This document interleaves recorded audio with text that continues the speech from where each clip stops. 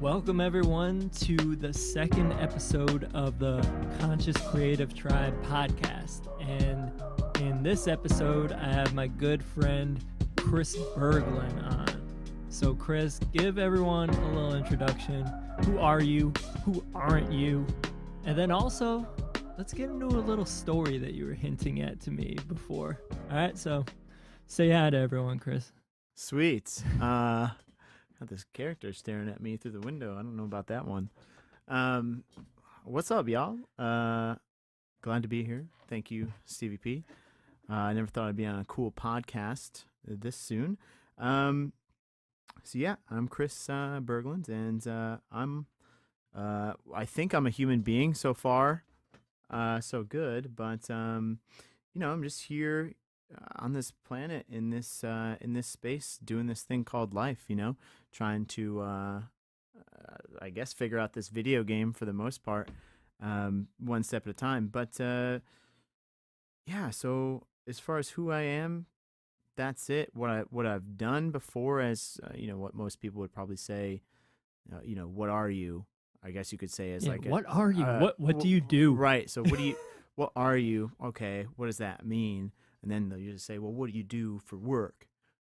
It's like, okay, now we're getting somewhere. What do I do for work? What do I do to, stay afloat in this, world where everything needs money, right? At least for the most part. So probably about 15 years I've been a chef, and mostly cooking all over the place. I mean, I love to travel, so I would go, and that's one of the great ways to be able to earn a living, really, is to travel and cook food, because lo and behold, everyone needs to eat food. So I don't care where you go in the world, Mm-hmm. you can get a job. People eat anywhere, pretty easily too. Once you have a pretty good base, especially for example in New Zealand, it was super easy to find a job when you had good references and skills enough, to do anything. So, but as far as, I would say, what am I doing now, and how do I want to go forward with life, and what's it like to be a chef? I would say if you don't love being a chef, don't do it.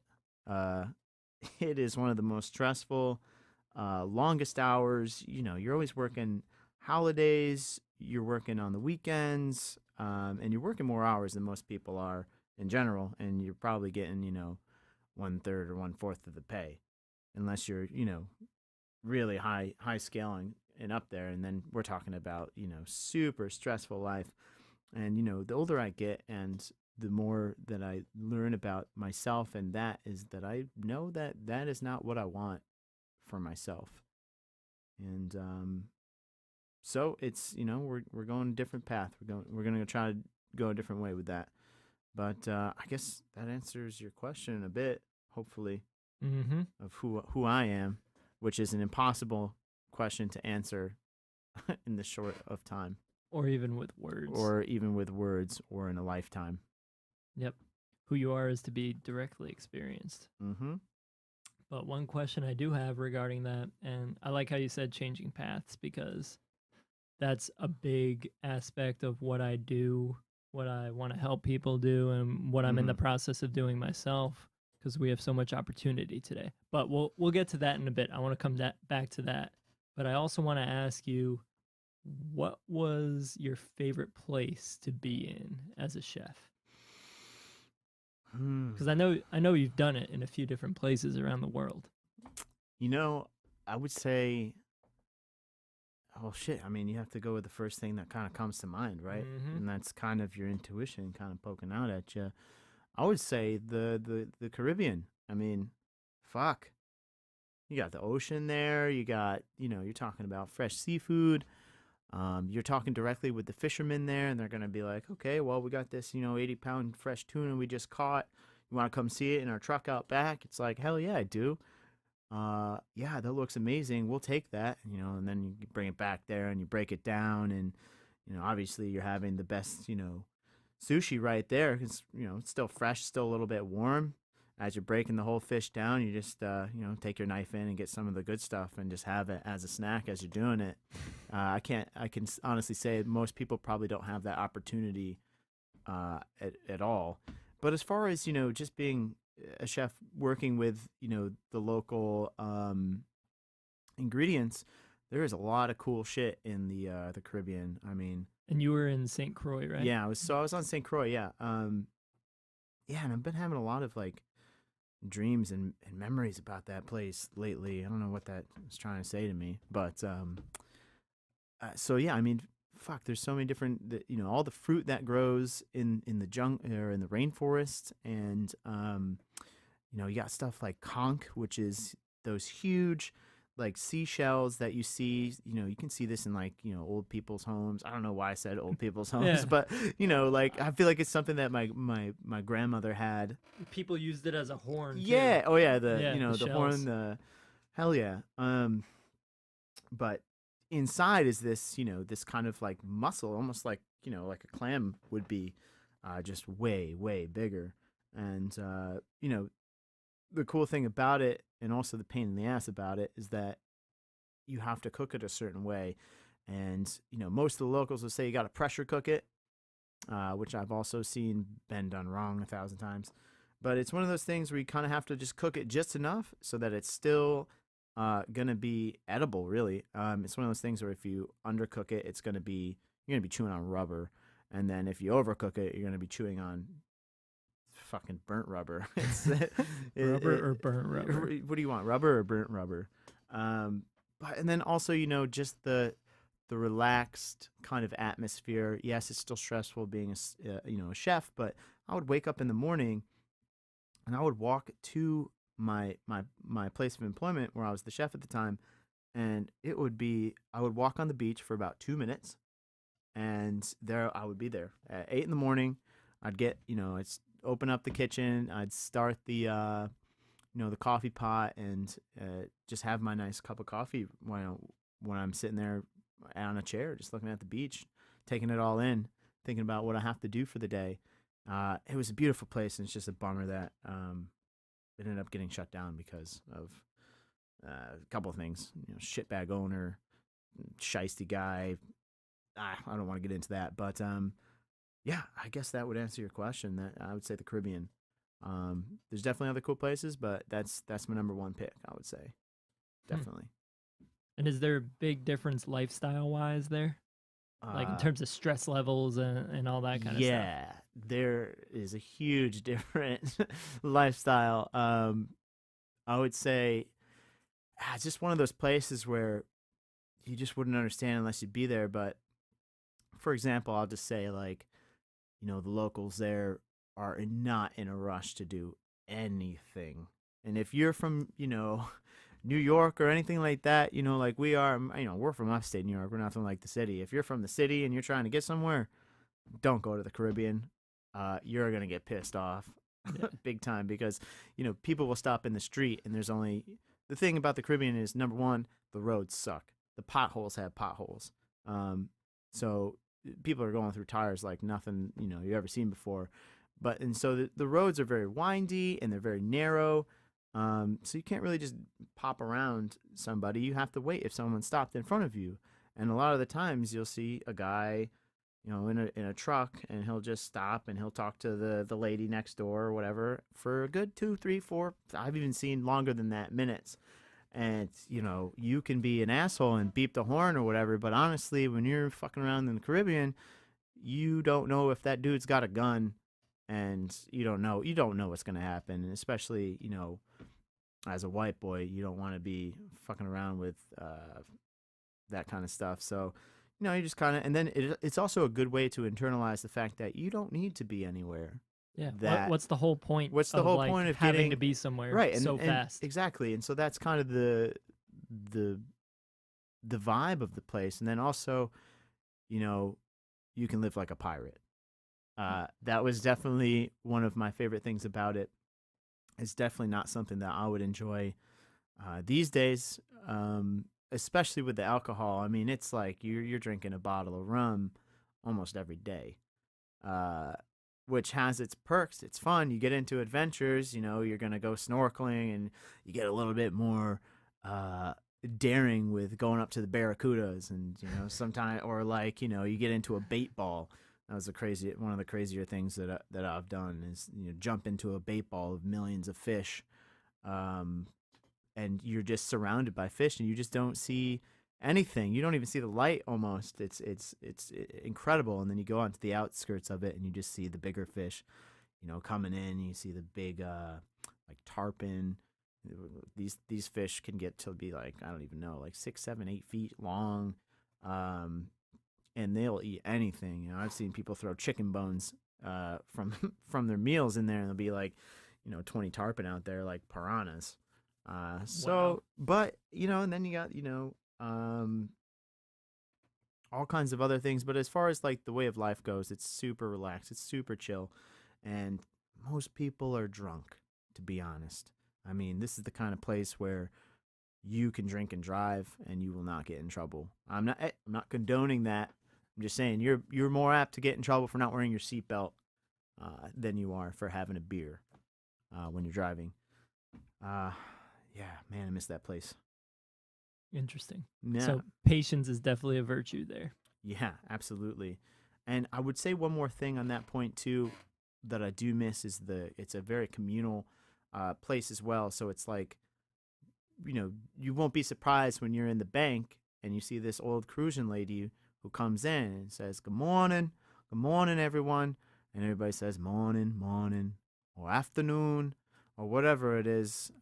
You don't see that in the States very much. It's very cut and dry. Yeah, and everyone pretends each other doesn't exist. Yeah. You go to the store and no one's talking to each other. You're sitting in a line, no one's talking to each other. And if you do, you're the weirdo for trying to talk to somebody. Man, what a world we live in. That's crazy. Don't talk to strangers. Seriously. Don't trust anyone. Yeah, don't trust anyone. Don't ask me how I'm doing today. Like, fuck you, right? I'm offended. I'm offended that you would ask me that. I'm super offended that you would even talk to me in public. I don't want to talk to you. I don't want to know what you're doing with your life. All right, so to change lanes right now, what's like the craziest story you could think of that you've experienced in your life? So yeah, we talked about this a little bit beforehand, and to be honest, like I really wish that I could come up with that one cool story, but I just feel like there's so many that I don't even know which one would be the craziest. So I'll just go with the first one that I thought of. And again, this is in the Caribbean. This is, when I was living like a pirate. This was the first time that I got there. Probably, I don't know, maybe going on 5 years ago, 4 or 5 years ago. And yeah, this was my first time in a place like this on an island where you're the minority, and I was working in this restaurant called the Buccaneer. And it wasn't a restaurant. It's actually a what do you call it? It's a hotel, but it's one of the oldest hotels. It's like one of I don't know, like a couple hundred maybe hotels in the world that's like, super old and has been kept in shape. And it was a nice hotel. And it had a couple of restaurants, and we worked in, so I went with 2 of my friends, and we worked in this one restaurant. I think it was called the Blue Terrace. And, shout out to Blue Terrace. Yeah, it was it was different. It was cool though. We were doing a lot of seafood, obviously, and, we were doing lobster bakes and stuff like that. But it was New Year's. We had only been there for like a month, and we didn't know what we were doing for New Year's. And at this point, we had our scooters. Oh man, I forgot about these little buggers. We had these scooters that we bought for like $1,800, brand new, from this fucking character. What was this fucking place called? It was something scooters, and it was a bar. It was like the most rundown bar and scooter rental place right on basically the main town of Christiansted, the downtown area. And the guy's name was Phil. So if you're ever in St. Croix and you want to go have a a fireball shot with Phil because that's what he was into. He was into fireball shots. We get there, we get the scooters, and he's giving us fireball shots and sending us on our way. And we're like, I don't know if we should have drank 3 fireball shots before we drive away with these scooters, that we've never driven before.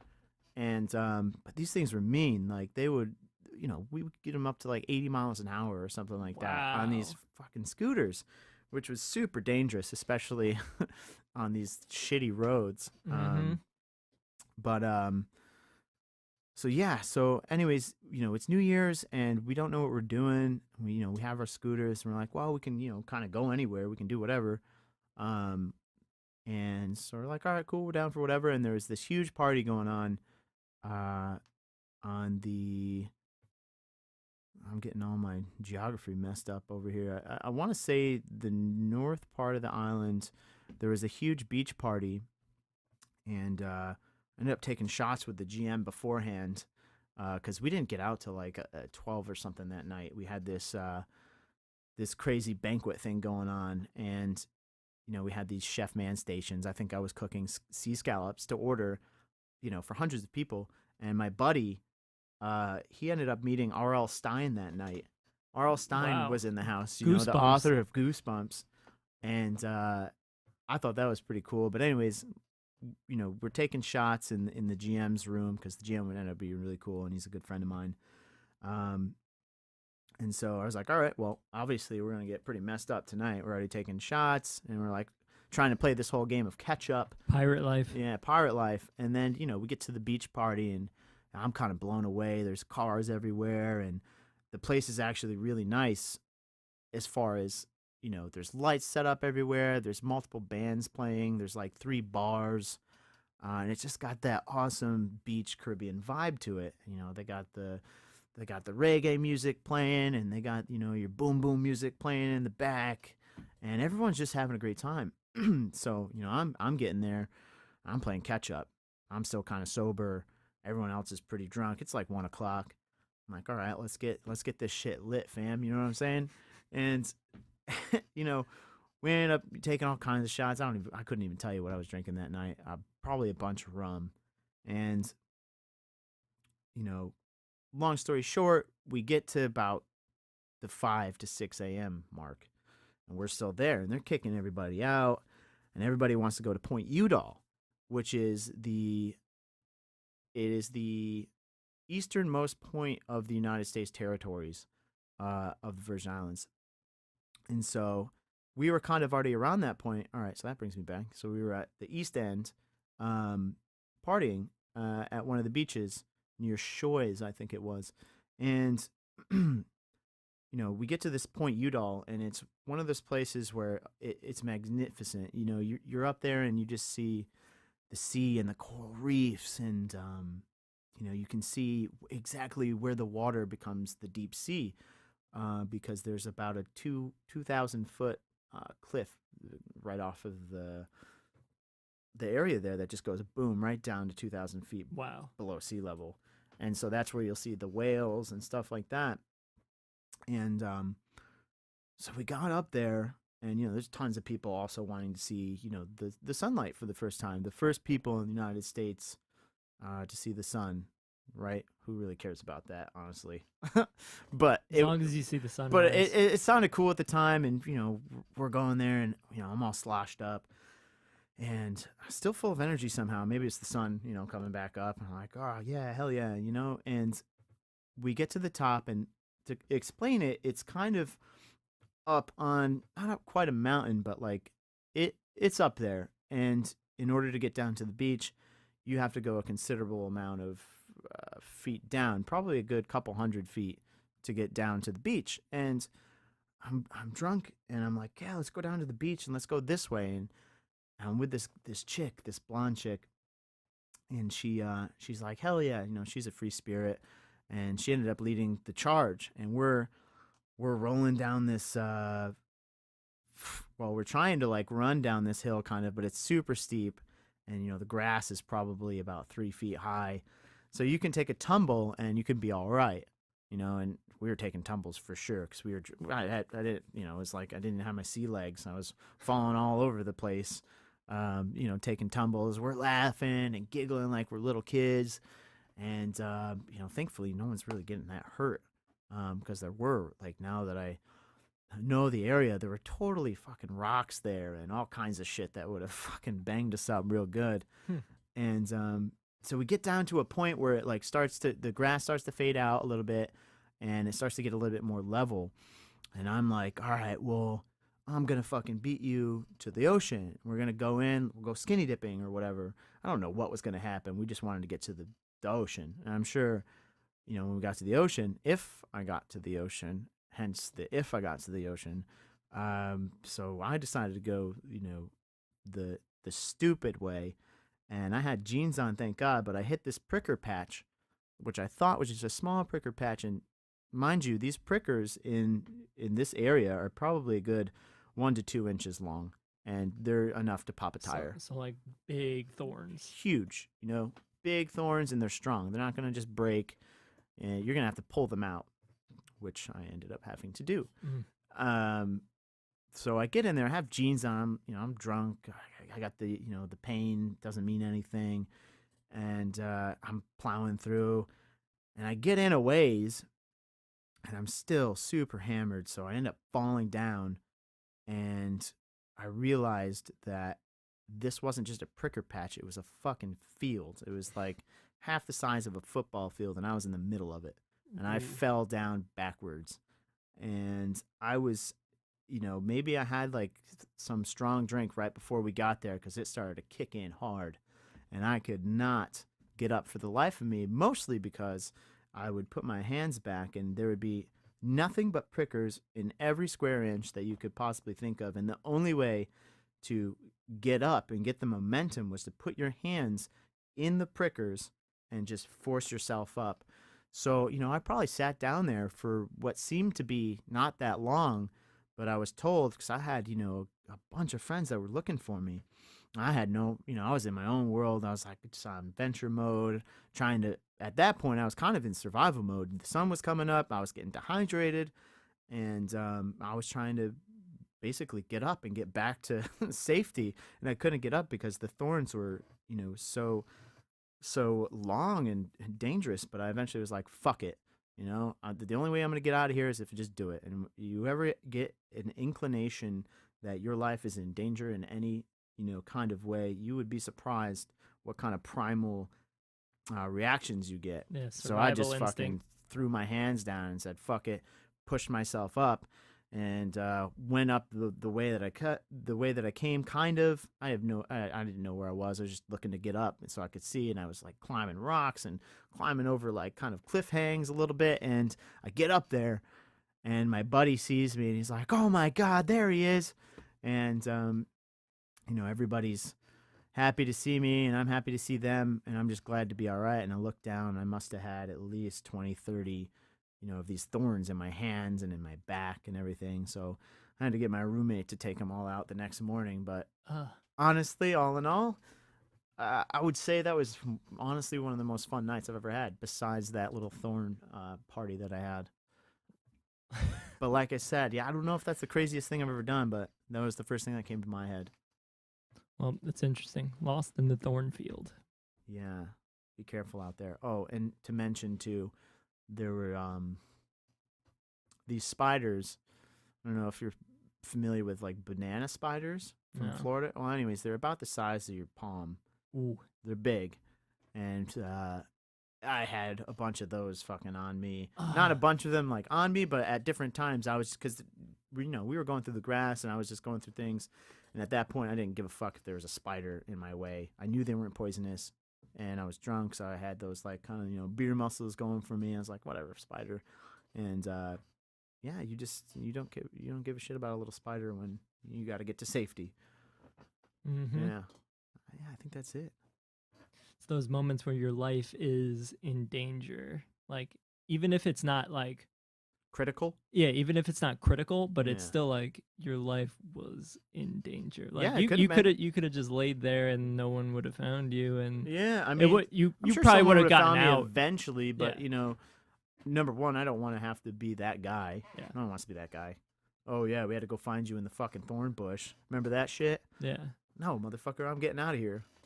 But yeah, what I was getting at was dangerous stories or dangerous events Yeah. make the best stories and make the best learning experiences. Oh, absolutely. So a big part of life is balancing not doing too much stupid shit so you negatively affect your life or die, Mm. but doing enough risky, dangerous stuff Yeah. to stay out of your comfort zone Oh and to my keep life God, interesting. absolutely. Fuck yeah, no one wishes to necessarily get into those moments, but there is something about being in that moment that I do. I fucking love it. Yeah. You're by yourself and you're in the wilderness and something bad can happen. You never know what's gonna happen. Yeah. And that's the thing. You're not in your house. We're on your fucking TV, on your couch, where it's so predictable. Yeah, it's unbelievably predictable. Like my friend Tim, shout out to Tim, shared this quote with me last week. He said it was an Alan Watts quote that if you can completely predict the future, it might as well be the past. So when you're living life on that routine where you're so in your comfort zone, you know exactly what today, tomorrow, the next day is going to be. It's so boring and no growth happens there. I was going to say, how fucking boring would And that be? I got another question for you. Now you're not doing too much of the pirate stuff these days. Yeah. So how are ways that you incorporate those risks and stepping outside of your comfort zone without necessarily drinking a bottle of rum in the Caribbean? Like, how do you incorporate that stuff on a day-to-day basis? Right. I think one of the ways would actually be the exact opposite is don't drink, right? Don't drink and then try to go have a social situation, or don't drink and, try to hit on a girl and, try to get her in bed. Yeah. That probably, used to scare me more than anything. And, I definitely used alcohol as a crutch for a lot of these things. Yep. Inhibitions, self-confidence. Absolutely. And, I'll tell you what, if you do this stuff sober, you just feel so much better about yourself. And, it gets you out of your comfort zone for sure.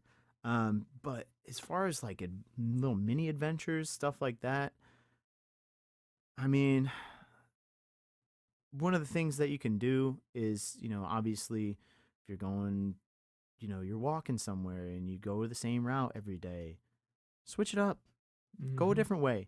Never been that way before? Try to take a shortcut. Shit, who knows? You might get lost. What's going to happen? Yeah. Oh, you'll find your way out. Yeah, you get lost for 10 minutes. Right, Big deal. exactly. Not a big deal at all. But now that I'm thinking about this, maybe I need to incorporate some more of this. Haven't been doing fucking much lately as far as pushing those boundaries and doing something adventurous. But shit, I would love to just take off and go to another country right now, but that's not in the game plan right now. So yeah, I would say just, still do those little put yourself out of your comfort zone, whether it's, talking to women or just talking to the fucking cash register or whatever. Yeah. Don't talk to the cash register, talk to the person at the cash register. Like they're an actual person. Or you could talk to the cash register and just see what happens and see if you can make people fucking laugh or make them think you're weird as fuck. Or become the cash register whisperer. Get your own TV show that way. Yep, absolutely. I don't know if I'd watch that one, but I'd give it an episode or two. Like, I wonder what cash registers think. Like, do they like their jobs? Do they like just calculating they fucking things? love their jobs. And they're dispensing money. They're like, oh yeah, give me some more money. Give me some more money. I need that money right now. Oh, like the Cookie Monster, except they're just like hounding out money. They'll probably get pissed off when you take it all out at the end of the night, but I guess that's my thought on registers. Yeah. What do cash registers think? So that's a good thing to meditate on. But I want to segue to the other point that we were gonna get at. Kind of ties into hating your job and doing things like that. We were gonna talk about things we hate doing, because I know you spent a good chunk of today like activating a credit card, doing a bunch of that shit that like everyone has to do, right? But no one likes doing. So like the things like activating a credit card, going to the DMV, like everything that you have to do, auto insurance, all that stuff. Anything that has to do with putting your time and effort into another person uh, to to get something done that you need, which seems ridiculous. So yeah, I mean, for example, today I had a nice 2 hour session of trying to just activate a credit card. I'm trying to get my credit up, and I need the the money to buy groceries right now because I'm in between jobs and figuring things out. So I'm poor, which is fine. I'm cool with that, and I think there's something that you can gain out of that. Being happy while still poor. Obviously, I still stress about it somewhat, but a good part of that stress was taken off of me when I had this credit card come in. And I was like, cool, man, I'll activate this thing right up. I'll go get some groceries, have a nice dinner. Um, but no, wasn't that easy. Um, like I said, it took about 2 hours to get this freaking thing set up because the first two dudes who I had on the line, not to mention, everybody knows you got to go through the robot first to get to the person. You got to go through all the dialogue, and then you get to the person, and guess what? He didn't know what he was doing. So you go through that process and, all that stuff. But, to make a long story short, that shit sucks. But, it got to a point where I had to just stop what I was doing because I was getting so frustrated and just let it go for a second. Go outside, went outside for a second. And even you said, you're like, yeah, you gotta let that take a break. And I was like, yeah, fuck yeah, dude. That's what I'm doing right now because I just couldn't take it anymore. But yeah, shit like that, can really get to some people. And it definitely used to get to me a lot more. The bane of my existence is definitely when technology doesn't work when you need it to. And yeah, sitting in those lines like at the DMV, and they tell you sit in line for an hour, and they tell you got to turn around and fill out form A B, or you have to get this from your house. Yeah. Oh, I have to come back here tomorrow. Yeah, and just like, and then they send you back again. And honestly, I think some of them take fucking pride in some of that shit. They're like dealing with all, because I mean, you got to think it from the other side too. These people that you're talking to on the phone or at the DMV, they don't want to fucking deal with you. I mean, that's their job, right? Yeah. But how much can they? It's a human being on the other end. You can't treat them like shit. And I know that I definitely used to get caught up in this, this scenario where I would have an attitude, and I realize now you'll get so much farther just genuinely being productive. You don't have to be a fucking godsend. You don't have to be nice. Be nice enough to know that that's another person on the other line, and they probably don't want to deal with your shit. Well, here's a big perception changer. Like your whole story, and I'm not saying you, but I'm saying the general you, we all get into it, is this me, poor me. Mm-hmm. Oh, this sucks for me. And when you're in that mode, it's very narcissistic, it's self-centered, it's egocentric. And then you're not even humanizing the people that you're dealing with because you're so absorbed in, oh, this sucks. I don't want to be doing this right now. You're just in your head, in your ego, doing that. And that's why something that I do when it comes to this stuff is I find gratitude in something. And I use it for all shit that I hate. I used it in my job a few years ago. I'll find something that I'm grateful for. Right. And that wakes me up out of that egotistical delusion cycle. So it could be just grateful for breathing, grateful for having a car to register at the DMV, grateful for the opportunity to get the credit card. Whatever you're doing, there's something to be grateful for, even if it's just being alive. And if you could find that, it completely shifts you because that breaks you out of that thought loop of victimhood and egocentrism. Absolutely. 100%. I mean, there could be 1,000 examples of that, but I mean, you're exactly right. And when I went outside to take that break, I kind of smiled and I was like, once I'm done with this, I'll have a credit card. Like, I'll be able to use this and to buy food, to buy things that every human needs. I don't have to tell you that, but there's people all over the world that don't have food readily available. Yep, and I mean, that can't get to it. Like, whatever, dude. Like, oh, yeah, 2 hours at the fucking talking to somebody? Fuck off, dude. Like, these people have to, who knows? Like, could take them days to get, a proper meal.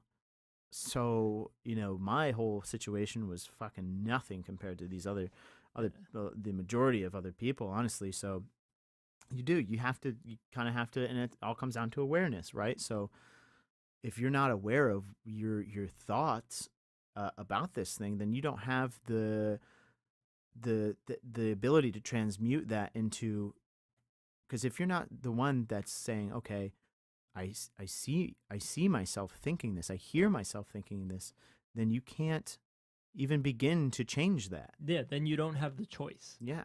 When you're aware, you're just caught up in it, and you're identified with it, and you're going to keep on going. Yep, there is no choice. Yeah. When you're aware, you give yourself that choice. And when you're aware and you can be like, okay, now I have the choice, and then that's the second hardest part, is being like, well, okay, I get it. It's just another person. I need to be nice to them. And that little voice in your head says, like, your ego is going to say, well, 1,000 excuses of why you shouldn't. Yeah. And even that language, like, I want to take a second. This is me studying so much NLP lately. Like you said, I need to be nice to them. That's even that fucking ego part talking, saying I need to, like it's a duty. But once you like get out of that, it's like, I'm going to be nice to this person, not I need to. Right. So that like that simple language change can shift it too. Absolutely. Yeah, I never really thought about it like that. But yeah, it comes down to the golden rule, man. Like, imagine, put yourself in that person's place. Do you want to get the guy that comes on, he's like, yeah, my fucking credit card's not working. I don't know what the fuck's going on. Fuck you, fuck this. And you got to sit here and talk to this person. I mean, come on. And then, like, the other part that I wanted to get at about transmuting these kind of situations is everything's a learning experience. Everything's a lesson. So if you get that guy, I love that Johnny Fingers voice, that guy who's always pissed off and fuck this, fuck that. Yeah, I'm not having it. You have the opportunity to be that light in that guy's life and to change his day by just being a nice person to him. Absolutely. You have that opportunity. Yeah. Sometimes the person's going to be too resistant and too dead set on being angry, but a lot of people, if you're nice enough to them and you hold that space and you don't get angry with them, they're going to come around. Oh yeah, absolutely. Because if it's like a trigger happy thing, there's plenty of times I remember in my past where I would give attitude to whatever fucking reason it was. You're returning something and they're giving you an attitude at J.C. Penney's or wherever the hell it is, and like, I don't like this thing, whatever, and they're giving you a hard time, then you give them a hard time, and it's just a back and forth fire with fire tennis game, and it's just like, you don't want to get into that. But then you do have that one person who's nice about it, like, oh, don't worry, we can take care of this, there's no problem. Like the third guy I had today, he was the man. He was just like, he's like, all right, Mr. Berglund. He's like, I'm sorry that you had to wait in line. You had to do all this stuff. Like, I understand. He's like, don't, and he was cool. He's like throwing all this cool lingo. He's like, yeah, don't worry about it, bro. Like, I got this. He knows what he's doing. He knows how to handle people that are frustrated. Exactly. Yeah. And he's like, I'll tell you what. He's like, no matter what, however long it takes, we're gonna make this happen. We're gonna get you to where you need to be. And he did. He sat there on the fucking line for a good 20 minutes waiting to get the next caller. And he was just like, and I also wanted to say to him, like, yeah, bro, like, I get it too. Like, you're just on hold and you're just going to check in with me every couple minutes because you don't want to talk to another person. You can just sit there and chill, bro. So at the same time, I respected that a lot. And that definitely gave me a better, some more momentum to continue on the path of figuring this shit out. And in the end it worked. So, and I got the groceries and we're gonna have a nice soup tonight. Hell yeah. And back to the lessons, like, I like the concept, and I got this from Tim Ferriss's book Tools of Titans. He talks to Josh Waitzkin, and Josh Waitzkin has this concept called from the micro to the macro. So it's being able to apply these micro principles into the macro aspects of life. So I'll go into a situation like what you faced today and find the lesson in it and see how that lesson applies to everything else in my life. Like, it might be the lesson of patience. It might be something like that, because you could find those little gems and apply it universally. So that changes the way I look at everything, because there's a lesson in everything. Right. Like, even calling the maintenance guy for our apartment today. Like, part of me didn't want to do it and deal with him, but then I first when of all, you did, grateful.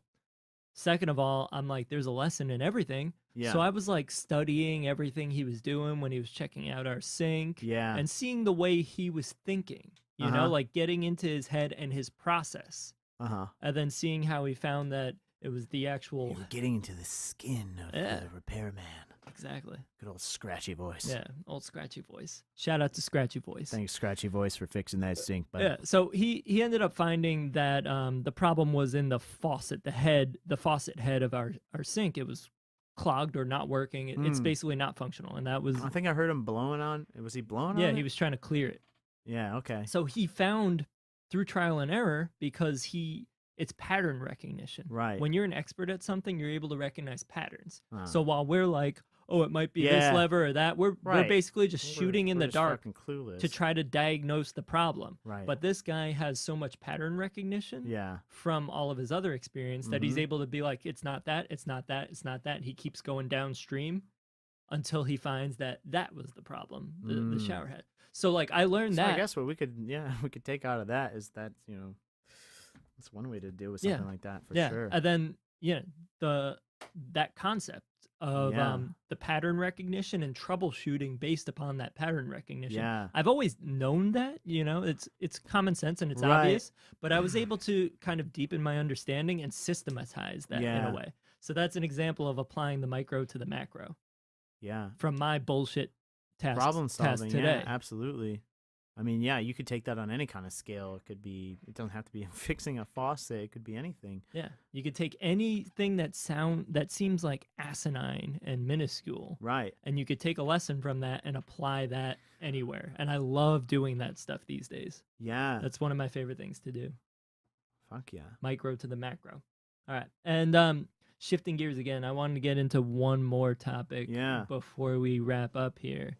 And that's like the opportunity regarding, because you said you don't really want to be a chef. Like your heart's not in it. You got some good experience. You got travel. You learned a lot. But we have so much opportunity now. You could literally do anything. So like, what is it that you're looking to do? Where are you pivoting to at this point of your life? So, and that's a great point because we live in an age. Fuck, there's crazy shit happening. I mean, you got a guy who's going up in his own 20,000, rocket, trying to prove that the Earth is flat. The most interesting time to be alive. This is awesome. Are you kidding me? Like, I love it. It's a fucking I mean, if you can sit back and you can look at the world in that kind of light and just be like, wow, there's a lot of crazy motherfuckers out there just doing their thing, and you know what? It's not affecting me at all, unless you let it. Right, unless you let it. And I think that's a big thing that the majority of people probably should practice. But, switching gears. So I would say, like I said, we live in this crazy time where opportunity is just abundant.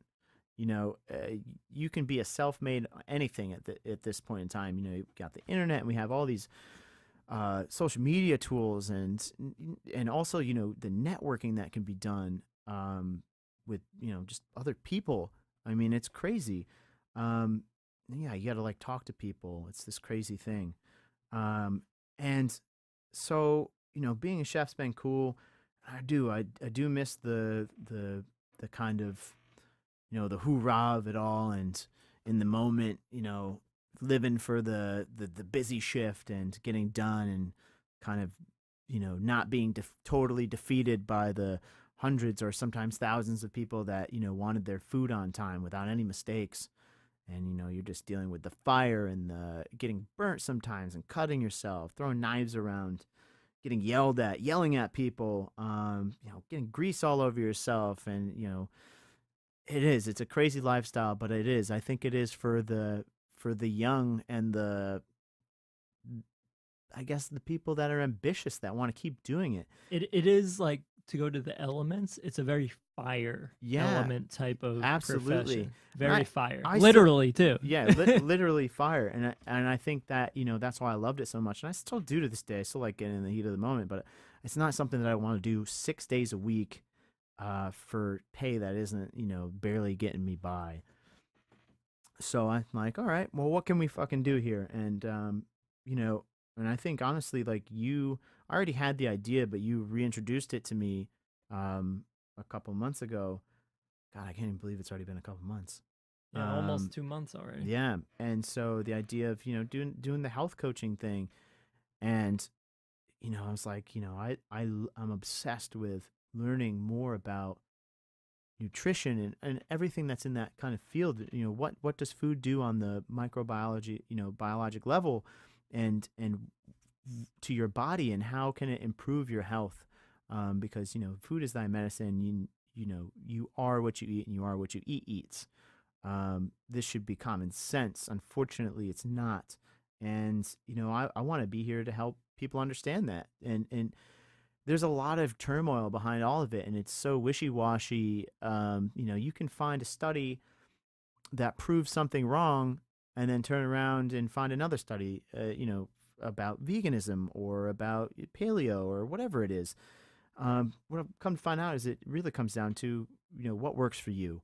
There is no blanket term diet that works for everybody, and I want to learn how to find that out for people so that they don't have to go through years and years like I have to try to figure this stuff out, because it does. It takes a long time to even get get into the beginning stages. First, you have to care. First, you have to give a fuck, right, about Yep. yourself Yep. and your health.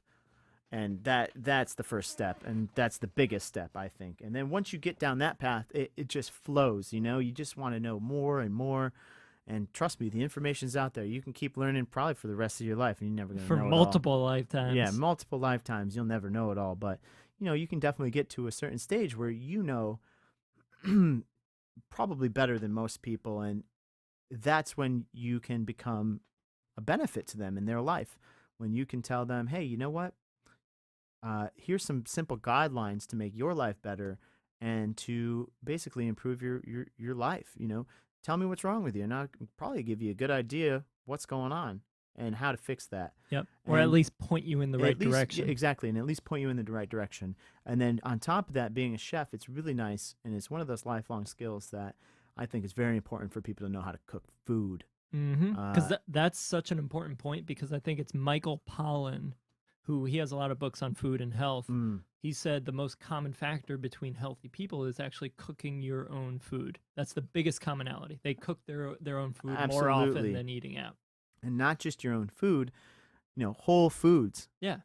Simply that. If Eat real foods. That's the honestly, if basics you of just it. cooked for yourself and ate real foods that are grown naturally, not all the fucking bullshit that's in it. You don't need to be eating something that has 30 ingredients and half of them you can't even explain or read.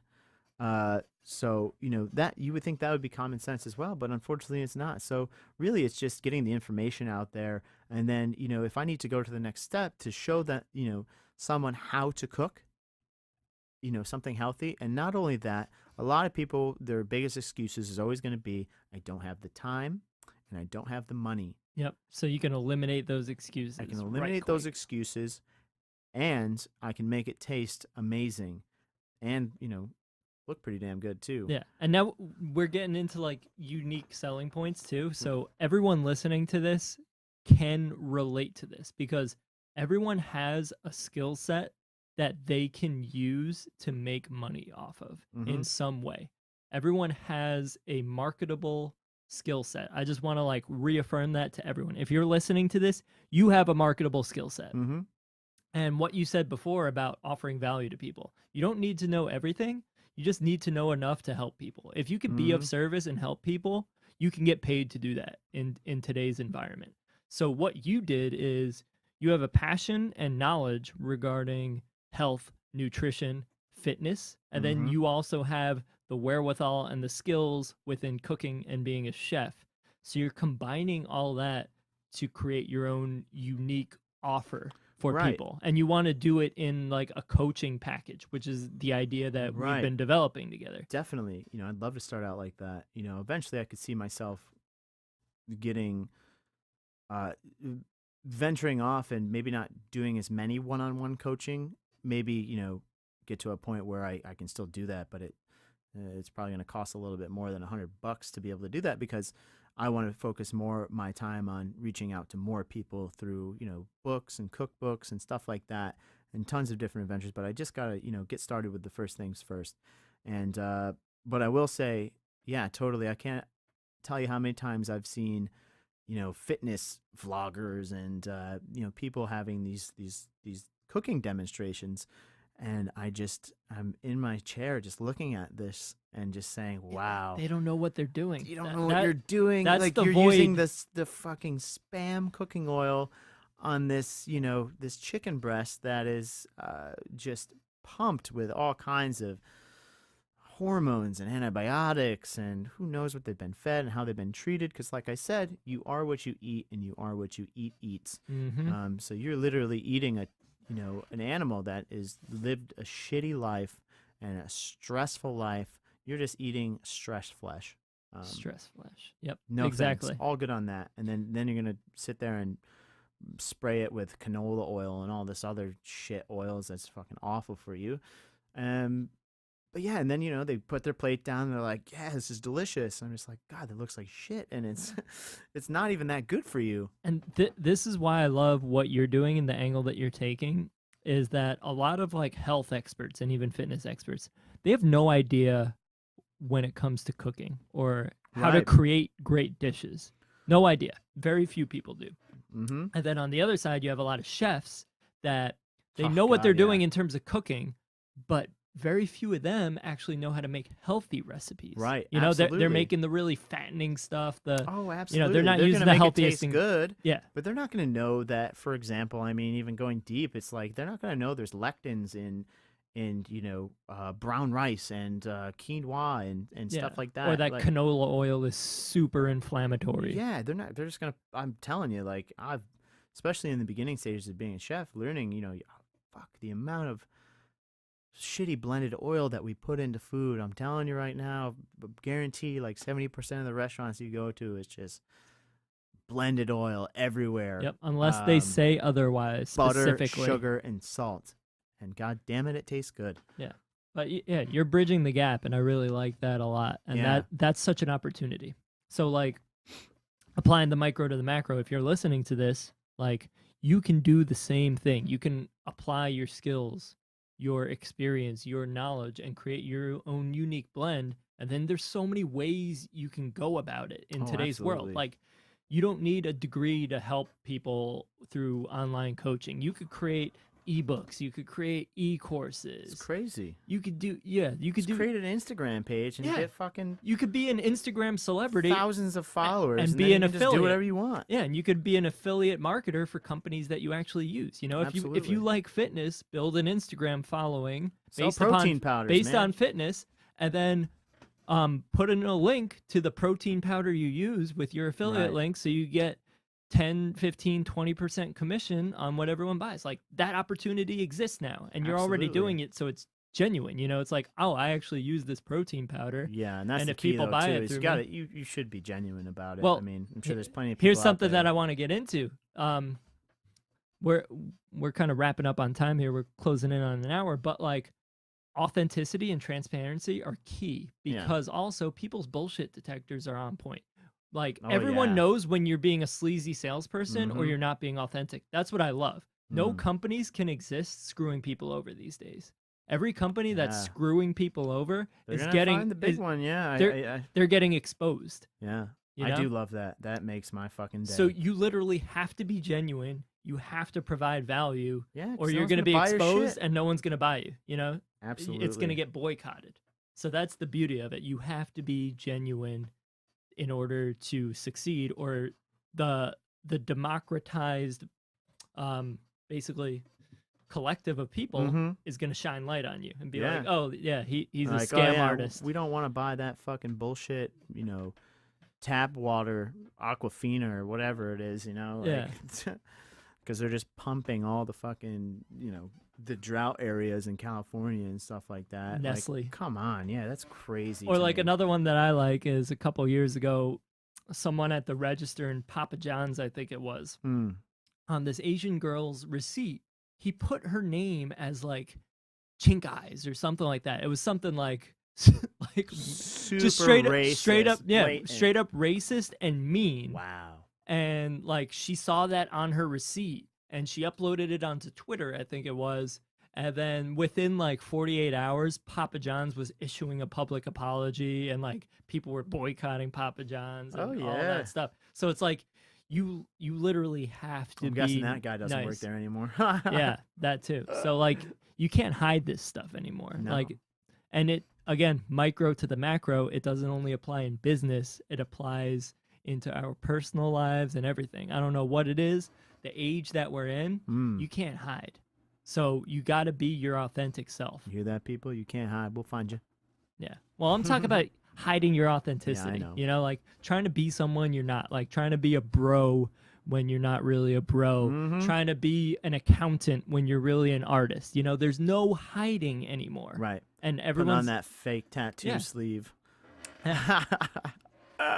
So I think that's a good note to leave on, because you're a pretty authentic person, one of the most authentic people I know, and you've helped me find my authenticity.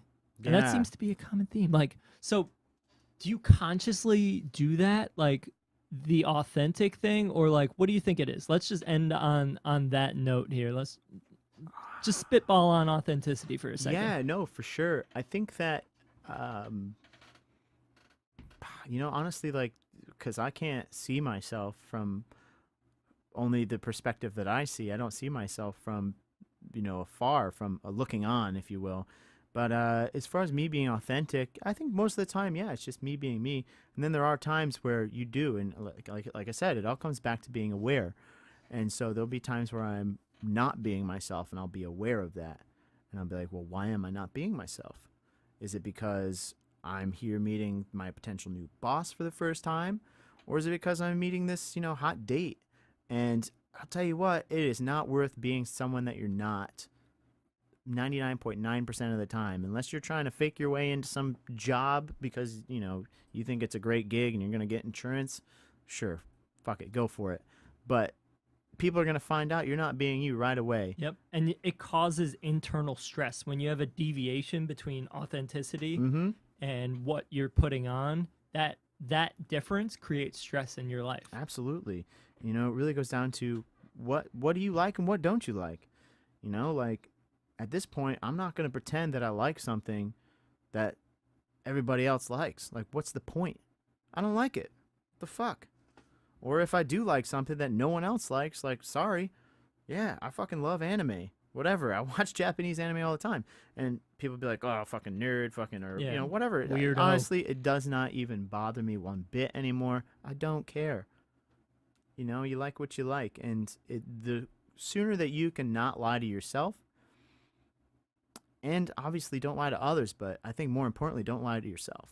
Yep. Because everything comes from there. If you're not lying to yourself, then you're not going to lie to others. You can truly be yourself. And then it just doesn't even seem like you're trying to do anything because you're just being. Yep. Not trying, just being, just doing. Yep. All right, that's a good note to end on. Perfect. So thanks for coming on. I got a couple plugs myself regarding coaching.